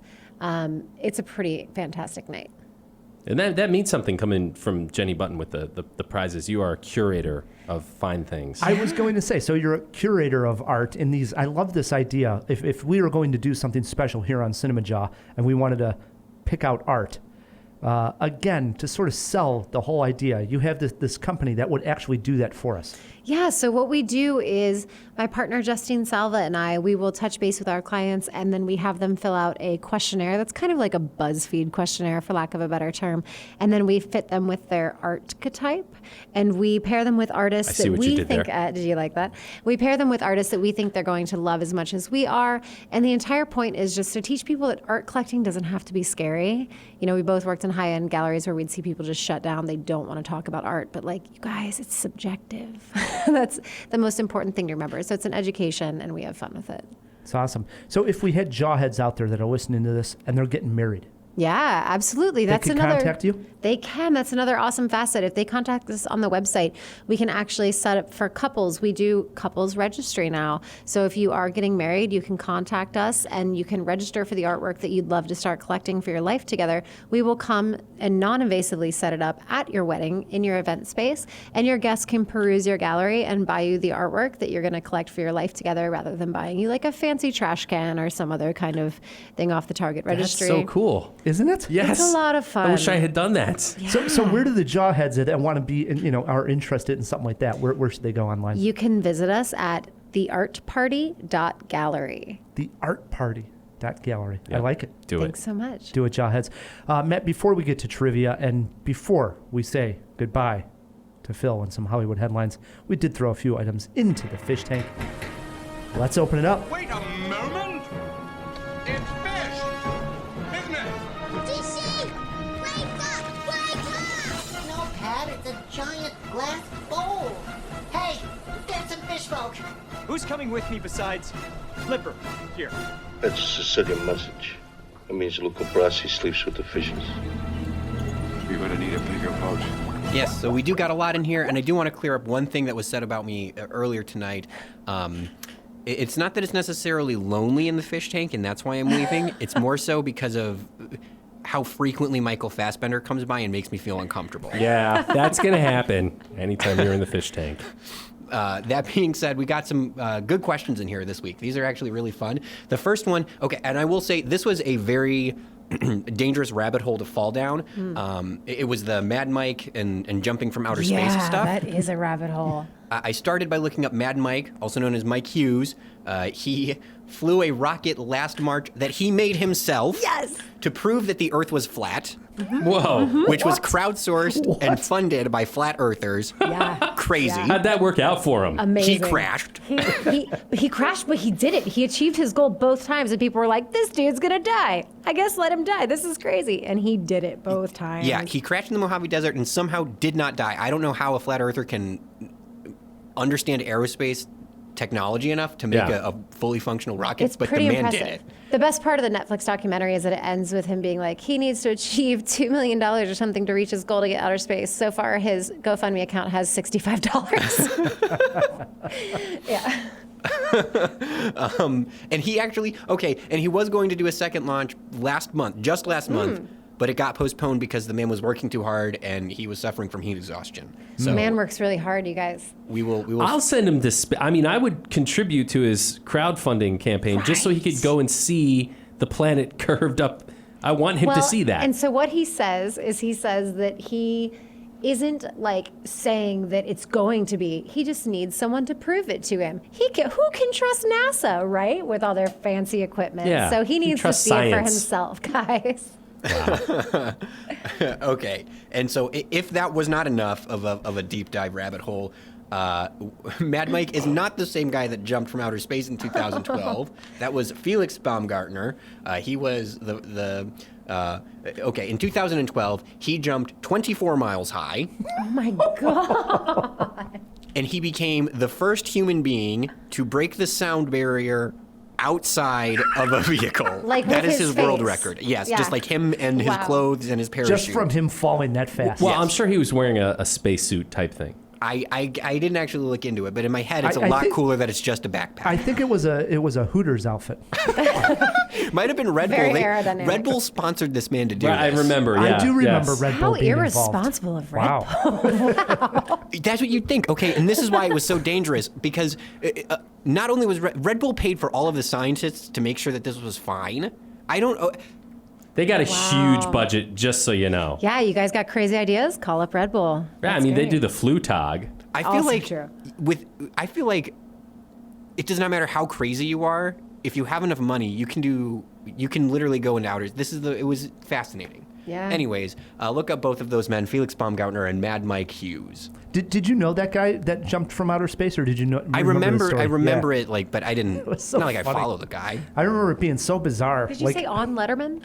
Well, maybe he might have just showed up on Letterman and then they replayed the jump. I think that's where I remember seeing it for the first time. I remember Red Bull hyping And it. I know for a fact because I've rewatched Letterman's Goodbye. You remember when he signed off for the last time, and there were all those highlights of the show. That's definitely one of the highlights that they show is him jumping out of. Because I think Letterman thought the whole thing was so ridiculous too. They played it, or some were part of it. So Wild. yeah. Alrighty. Our second one is Anomalisa streaming. It is no longer on Amazon Prime for free. However, you can rent it through Amazon Prime. And then I did find out that there's a service called Tubi, T-U-B-I. Yeah, I've seen stuff popping up on that. Yes, it is for free on there. It does There you have go. ads, but it is, you can watch the whole movie for free on there. Nice. What was our top 5 last week, and why were we talking about Johnny Depp? It was actors playing actors. And Oh. He played Ed Wood. Ed Wood, yes. Right. So sorry for the jawheads who are probably binging and then just listened to last week and just had to hear us fumble over that. This one, okay, to get everyone a little mad, did Robert De Niro win the Oscar for Taxi Driver? Taxi Driver won 0 of the Academy Awards. It was nominated That's- for 4. I thought for sure he won on that. He didn't, huh? So That's insane. I mean, it stood the test of time as well. Wow. the best picture that year went to Rocky, which beat it. Huh. And then In hindsight, I'm not sure about that one. Put a strongly worded letter in the fishbowl. Well, okay, and here's what's even crazier. Robert De Niro lost Best Actor to Peter Finch for Network of that year. Is that Okay. I'm mad as hell and I'm not going Yes, to take it it anymore? is. That's a pretty good one. That is really good. Huh. So I can't. I'd have to watch. You could back to back. argue about At least it. you could argue that Yeah. one. You could argue that. Interesting. All right, then our last one. What is Lean on Pete on Rotten Tomatoes? It does sit pretty. It is at 91% fresh on Rotten Wow. Tomatoes. Yeah, it's out of 5 reviews. No. Yeah, and one of them Out was of Ryan the 41. Movie Guy. How many? Out of 41, it is 41, come on. It is mixed, right? If you go, it's at 7.1 on IMDb, and then Metacritic's at 80%. I will say, because it's a voice we can trust, unlike Ryan, a friend of the show, Brian Tallarico, did have this quote to say about it. He granted it 3.5 stars, saying, "I marveled at the humanist depth of the world Hughes created, one that can only be rendered by a truly great writer and director working near the top of his game." There you go. And From a Mr. horse. Tallarico. And a horse. I'm telling you, it's a great movie. Yeah. It's number one in horses. Yes. That's good. Was that everything, Phil? That's all the facts we got. All right. So as mentioned, from doing the show, now 10 years as we celebrated just recently, there's been changes, right? We started off, it was me, you, and a gentleman by the name of Steve Mrazek. We called him Reno, who got us sort of off the ground and started. Then we... he built us a rocket ship. And once we realized that we had something here on Cinemajaw, we sort of saw the potential of adding somebody else, more part of the show. And in came, the Jawheads know this, Elias Rodriguez. And he was with us for a long time. And at that point, schools started coming to us and saying, hey, you want to have interns, right? And, oh, my God, we got intern credit. We got to take advantage of this. And we went through a few interns, and then along came Phil. Yeah, wow. It's a proud moment in my life. I remember when Phil first came on Cinemajaw, I thought, man, guy definitely dedicated, works hard, but we can never have him talk on the podcast because he was just so shy and just he mumbled really quick and he didn't get his point across. And I remember telling Matt, I was like, well, he's good, but I mean, he's not one of those guys we can never have talk. And boy, has this guy grown right in front of our eyes, right, Matt? And one thing that I've realized doing Cinemajaw through the years is that you need to share when you're collaborating, and the power of collaboration with other people. And I share that mostly with Matt, but it's been an absolute pleasure of sharing that collaboration with Phil. Wow, man. Thank you, Ryan. I've loved it too. I mean it every week I say it. It is the best night of the week. I always look forward to it. I'm definitely going to miss it. Well, I didn't think I was going to get emotional, but now suddenly I am, man. Yeah. I feel sort of proud in a way that I've gotten to share a moment of your career, Phil. I'm excited. I will say it's going to be weird, but kind of cool being a Jawhead because I can absorb the experience without having to do any of the work, which is I can see why people get behind that. That sounds pretty good. Yeah. That sounds awesome. I know. That will be fun for you. I hope, at least. I know Elias still listens and writes us every once in a while and says, "You got this wrong. You got that wrong." So you'll get to tell us how much we suck without you. Yeah. Well, and mostly I'll just be commenting on usually the ignorant things Ryan says. That's fair. Of course. There'll be no shortage. Of course. But I'll still play another compliment to Phil. I remember, just to give you the Jawhead sort of behind the scenes, what transpires when we go to that little break. It's a lot longer than the quick edit that we make in the podcast. And I remember Phil, again, being just very quiet and a little bit awkward when we first met him, to the point now we're just, before we're recording this, he's in here talking to the guests, talking to us, and just so part of the team. It's great to see. Do you remember the first time we took Phil out to get him drunk? And we were going to do a terrible. top 5 Phil moments. So this is our number one. Yeah. Go ahead, man. It was my birthday. It was my birthday. We were celebrating. So I'll tell And you all the hell story, broke Jenny. loose. Yeah. We go to this bar. What is the name of it? It's a speakeasy. Yeah, I'll never remember it. Yeah, yeah. It was Ryan's birthday, so he doesn't remember. But you go into what's like a normal sports bar, and then you go down into the basement, and a bookcase opens up, and suddenly it's like a burlesque club. They have comedians and burlesque dancers and all these like weird musical acts very quickly on this little tiny stage. It's It seats maybe 20, 25 tiny. people. Yeah. It's a really Is it cool in Logan vibe. Square? No, this is downtown. It's It like really is. It's in the Loop. Mm-hmm. Anyway, it's a really cool joint. I wish I could remember the name of it. But this is the first time we ever hung out with Phil socially, right? And it's Ryan's birthday, and I don't know if you could tell, but we like to imbibe. Mm-hmm. And Phil, I think he was like 21, 22. Maybe 22. And not the experienced alcoholic I am now. Yeah, Baby Phil. We've taught him a few things, but man, this kid couldn't drink at all. And both of them, we were only there for like 45 minutes. Ryan was already half in the bag before we got there. Yeah, and these guys were buying me shots for my birthday. Yeah. And we were doing whiskey. Yeah, this is fair. And the bartender, like, I don't even know what's happening. Like, Ryan's yelling at people on the stage. Phil's falling asleep in his beer. And suddenly the bartender, I thought everything was okay, but he says to me, "Hey, man, you got to get your friend out of here." And I was like, "Which one?" I didn't know. But it was Phil. Phil was the one that set off the red flag. I will say, funny enough, earlier this year, I got Ryan kicked out of a different bar. Yes. In March. Aw, I got we are gonna That miss was you, Phil. a C2E2 after party. It's a convention. We run into You somebody. guys didn't tell me about this. Yes, got invited to a after party. It was on the far north side. It was closer to like you than it was the Loop. We're going way up Chicago, and I don't travel that far north. No, I you get can't nosebleeds in I Rogers can't Park. stand going that far north. But we went up there, and we're drinking, and we're having a good time, and we were talking to Tim Seeley. Yes, Tim Seeley, who's been a guest on the show. Comic book artist extraordinaire. Yes, and next thing I know, Phil goes to the bathroom. He's in there for a long time. He comes out and he's like, I threw up. I'm like, oh man, he's in bad shape. And then next thing I know, he's basically like laying down on the bar, and the bartender's like, get him out here. I'm like, grabbed Phil. And he's like, I'm sorry, man. I'm sorry.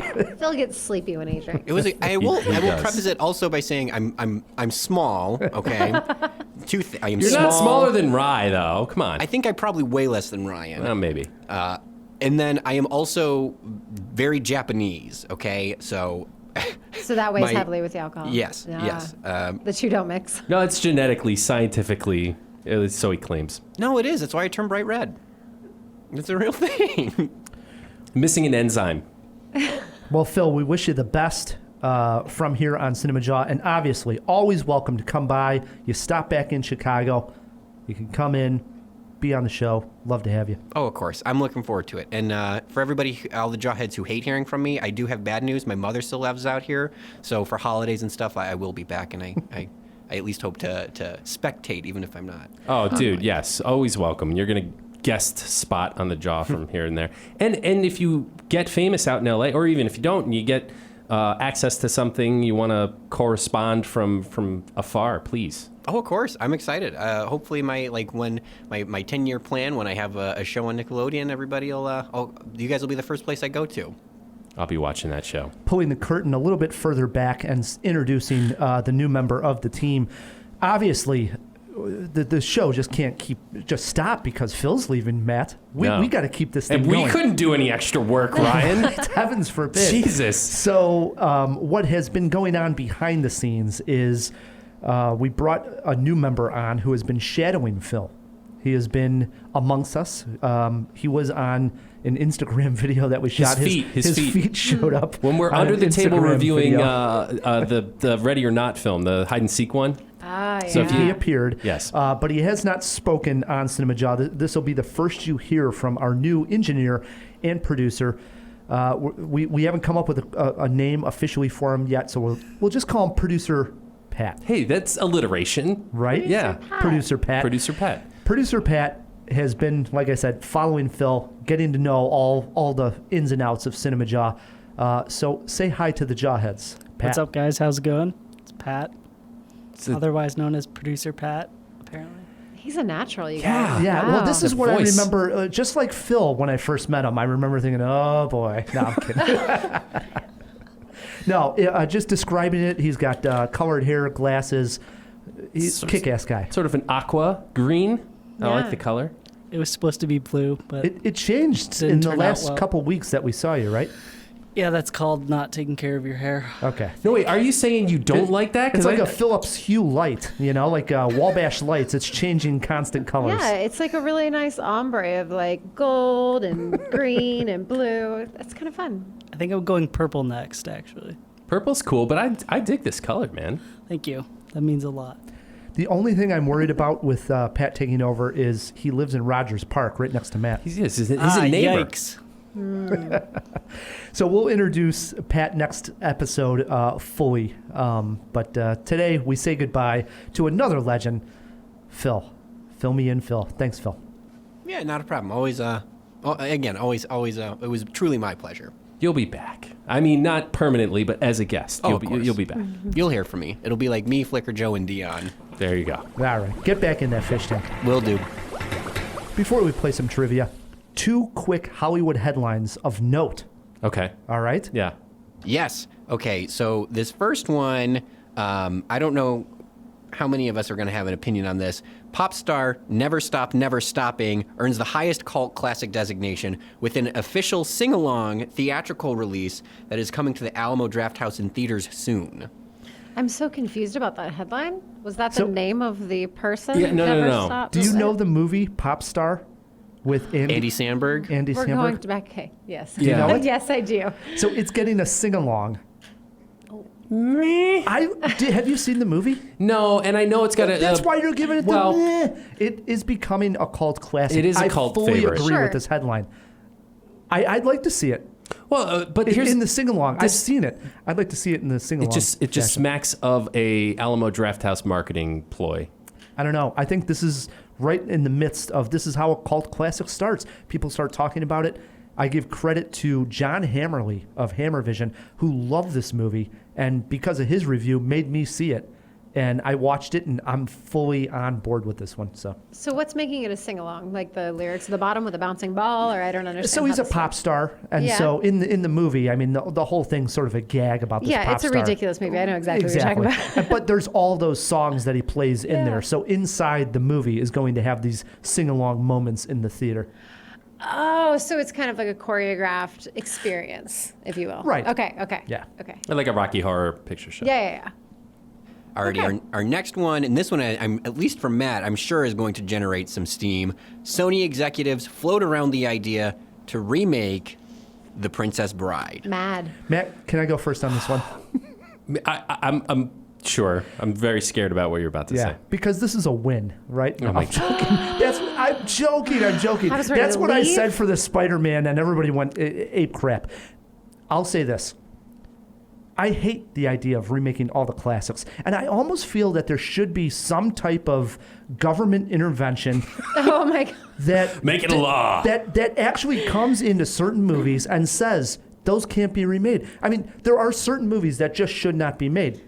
And some of them are obviously like The Godfather or Star Wars. But then you get into these smaller movies like The Princess Bride that's just done so perfectly that you almost gotta Protect it. So like you gotta put cinematic saran wrap on landmarks it and that just you say, hey, can't no, you touch. can't touch it. Yeah, I think that's fair. I think this is one that is, I don't see any way this ending well, you guys. I mean, this is one that I played on repeat as a child and even into my adult years. I really love this movie, and I've been talking about doing a costume of the Princess Bride for years, and this is going to have to be the year I do it before a bunch of... You're going to be Andre the Giant? Yeah, obviously. I mean, that's the obvious one you'd go with. No, I have a partner who is Hispanic, and he is going to be Inigo Montoya. Yes. And I do not want to be Buttercup because I don't have time or want to fuss around with the princess costume, so I'm going to be the Dread Pirate Roberts. And I have a bunny and a dog at home that are going to be my rodents of unusual size. ROUSs? Mm-hmm. I didn't think they But existed. we're looking for an Andre the Giant, so Andre the Giants can apply within. Nice. Ryan the movie guy's looking for a Halloween costume, funny enough. You need about 5 of me. No, Yeah. don't do it. This is a terrible idea. This movie is held so dearly by so many. There's no way you're going to be able to compare to the original. The only way people would watch this is morbid curiosity, just to see how bad it could possibly be. Agreed. Because it can't be good. No, it really can't. I agree. Just leave it alone. There we go. Some Hollywood headlines. Sony's on a roll with some bad decisions. Do we know anything about the casting of it yet? Because that's where it's No, really going I to don't grind think it's gotten people. that far. I think what happens a lot of times is they float the idea out to see what the fan reaction is before they're going to go ahead. And I think that's where we're at. I bet they're getting some reactions. So. Yeah, are you listening, Sony? Don't do it. All right, brings us to trivia, everybody's favorite segment here. We end on a high note. And in honor of the movie Joker, we're playing Joker trivia. Think of all the actors who have played the Joker in movies. It works like this, Jenny. You're our guest. You get to choose if you want to go first or let Matt Kay go first. There are steals, and if you get hung up on any question, you get one trip into the fish tank for Fill Me in Phil. They start off easy, Jenny. Oh, then I'm going to go first. I'm a little bit nervous. Nice. Don't be. All right. Question 1 to you, Jenny. This Joker actor has won 3 Oscars. 1 for One Flew Over the Cuckoo's Nest, As Good as It Gets, and Terms of Endearment. Jack Nicholson. He won for Terms of Endearment. He did. I actually wasn't aware of that either. When you read them off, I only know him of those movies. I didn't realize that was... 1-0, Jenny. Question 2 over to Matt K. Matt, Joaquin Phoenix was nominated for an Oscar for playing Johnny Cash in Walk the Line. He did not win, but his co-star, who played June Carter, did. Wow, who really? played her in the movie? Yeah, that was not Renee Zellweger, but oh man, who played June Carter? I'll take that from you if you're gonna let me have it. No. This is supposed to be an easy one. Yeah. Question 2. I know we're having a lot of PBRs in honor of Phil's goodbye. That's not really my excuse. I think he's on number 5. She's blonde. We got 5 seconds here. Look at him struggling here. I can't come up with the name. I mean, you do have a lifeline if you want to waste it on number 2. I'm not going to waste it. I'll give Jenny a chance at this one. I can't come up with her name, man. Jenny, you got a chance for a steal here. Who played June Carter in Walk the Line? Reese Witherspoon. Wow. Yeah. Wow. Big fumble She is by blonde. Matt. She is blonde. She's you blonde. have part of it. Yeah. She's legally done, blonde, Matt. right? Yes, we give him a she half a is. point for that. It is 2-0. Jenny, and question 3 is back over to her. Speaking of Oscars, Jared Leto won one for his performance in this 2013 film. Name it. Requiem for a Dream. That is incorrect. Whoa, Matt, you got a chance for a steal. Way before. Requiem was like 2006 or 7, I think. Yeah, this is 2013. 2013. Maybe even prior. I think my brain just jumped there. Okay. What did Jared Leto win for? What did he win for?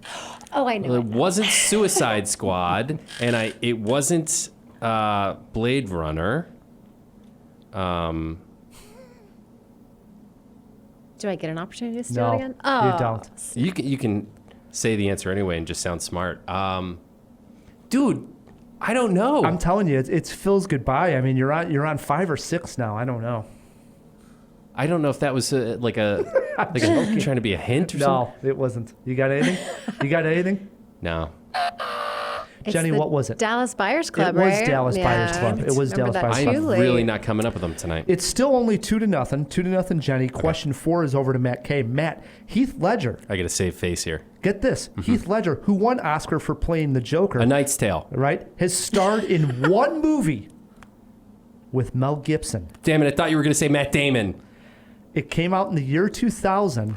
Name the film. Dude, come on. Brothers Grimm, it was Matt Damon you're thinking of. Heath Ledger has starred in one movie with Mel Gibson. What year? 2000. What was the film? Well, it sure wasn't Brokeback Mountain. Oh, man, dude, these are really hard this week. This is really hard. What are you guys talking about? Heath Ledger and Mel Gibson? What was Mel Gibson doing in the year 2000 besides trying to repair his broken career? Oh, it wasn't broken quite yet. It wasn't? No, it was just after that. This was still in the sweet spot of Mel Gibson. What a Woman Wants. Incorrect, Jenny. You got a guess on this one? Man, Heath Ledger, Mel Gibson. I can't think of anything that... Payback is an awesome movie. You do have a lifeline if you need it. It's Mel 2-0. Question 4. I don't even know if a clue is going to don't let it this for pressure me. you I'm into going the to clue. pass it. The Patriot. Oh, that's a thing that happened. Yeah, Yep. I remember that now. I do remember that now. Right on. Yeah. Okay. 2-0. Question 5 is also over. known as Braveheart 2, which was going to be Question 5 is over to Jenny. Jenny, in 1994, Jack Nicholson starred in Wolf. Yes, he did. After being bit by a wolf, he becomes enthralled with his former boss's daughter. What actress played Laura Alden in the film? Michelle Pfeiffer, right? Wow. It was I Michelle would I Pfeiffer. used to have love gotten that movie. That's when he's... Oh, yeah. It was Michelle That was Pfeiffer. right after Witches of Eastwick, so he was kind of... 3-0, Jenny. Question 6 is over to Matt. It's a shutout at this point. Matt, name the actor who voices the Joker Mark Hamill. in the Lego Batman movie? Oh, Zach Galifianakis. Okay. I actually didn't know that. There you go. That's great. Yes. It's a terrible. It's the worst Joker. If you were to put them on a list, he would even be below Jared Leto. I would never, yeah. It's 3-1. Jenny's in the lead. Question 7 is over to her. Jared Leto has appeared in one movie with Jodie Foster. It came out in 2002. Name the film. Huh. And you do have a lifeline if you need it. There's Yeah, only Phil, 8 what do you got questions. for me? Whoa, fill me in, Phil. Phil, For the last time. Yeah, what was the name of that Jared Leto, Jodie Foster film? Alrighty, Jenny, your clue this week. You will have no reason to panic after hearing this clue. Panic Room. He was in that? I He was was Cillian literally Murphy. just thinking He the was. same thing. No. he No, was I'm thinking of the absolutely Red in it. Eye one. Yeah, okay. Yeah. Wow, it's over at this point. It's 4-1, Jenny. She wins this one. Question 8 over to you, Matt K. Matt, Joaquin Phoenix has appeared in one film with the foolish Nick Cage. Why are all these like... It came out in 1999. Nick Cage plays a private investigator, and Joaquin Phoenix plays a guy who runs an adult video store. Name the movie. Nick Cage has done a lot of movies. 1999. That was Nick a long Cage, time ago. Joaquin Phoenix. All right, fill me in, Phil. I have no idea. No idea. Fill me in, Phil. What was the name of that Joaquin Phoenix Nick Cage movie? Alrighty, Matt, your clue this week. It would be really ironic if this film was shown in the 70mm format. 8mm. Yeah. Well done. Thank Phil. Thank you, Phil. There you go. I've never actually seen that movie. I hear it's good, though. I just never saw it. It's decent. It's 4-2. This game ends. Jenny wins this one. Can I get a handshake between the combatants Thanks, here? guys. Well done there. If it came down to a tie, we call it a jawbreaker here, Jenny. This question would have been over to you to split the game up. Better actor who's played the Joker out of these two, Joaquin Phoenix or Heath Ledger? Oh, man. Well, it seems a little early to judge, but Heath Ledger was incredible. I'm going to have to wait and find out. Come back to me. Yeah, it guys. would have been Joaquin Phoenix. So the real jawbreaker was this. Age of Michelle Pfeiffer closest to. Matt, you got to guess. This is not good. Michelle Pfeiffer. Okay, so... I love how Matt closes his eyes when he guesses. I do like the this. calculation. Yeah. I really do. Gotta get a picture. So she did Grease 2 in the early 80s, and I would guess that she was probably a teenager, maybe early 20s at that time. And that was a long-ass time ago. So I think she's probably got to be in her 60s, but maybe just there. I would say 61 years old. Lock him in at 61, Phil. Yeah, I was trying to think of her earlier films too. I'm right in that same range. I would say I don't know if I've heard about her turning 60 yet. So let's say 59. She's 61. She is. You nailed it. Wow. Yeah. Accurate. Well done. I know. I got to go to a state fair or something. Pretty good at that for That some was weird really reason. good. That was really good. But Jenny does win this one 4-2. That was a fun game. That was fun. Got my ass kicked. Well done, Jenny. That's why it was fun. And it brings us to the end of a great job. How about it? First and foremost, we got to thank our guest, Jenni Button. Thanks for coming on Cinemajaw. So Thanks for nice to having meet me, you. guys. It was great. Can't sure. wait to party over at the Light Bash? Hell yeah. Yeah, dude. We'll do some movie trivia. Yes. We should. We also got to thank our engineer, the man behind the fish tank, one more time. Phil, thanks for everything, buddy. Oh, of course. As always, my pleasure. And I will really quickly, just for the jawheads, conversely, who don't hate me. Nobody I will hates still, you, dude. I agree, and they shouldn't. But to plug myself, if you guys do want to get more of me, once I am no longer transient and I have a firm setup, so within a week and a half, I will be Twitch streaming again all of my art, and you can find that at P-Chan Art. And I'm looking forward to it, and I'm excited to hear more from the jaw and see where you guys go. Cool. Matt, we also got to thank our sponsors. Yes, thanks to Overcast and the Chicago Podcast Co-op, who help us get cool sponsors like them. If you want to support Cinemajaw, the easiest way to do so is by leaving us a review wherever you're listening to this podcast. And while you're there, just click subscribe. One extra button helps us out tremendously. Until next week, I'm Ryan the Movie Guy. I'm Matt K, and keep on jawing about the movies.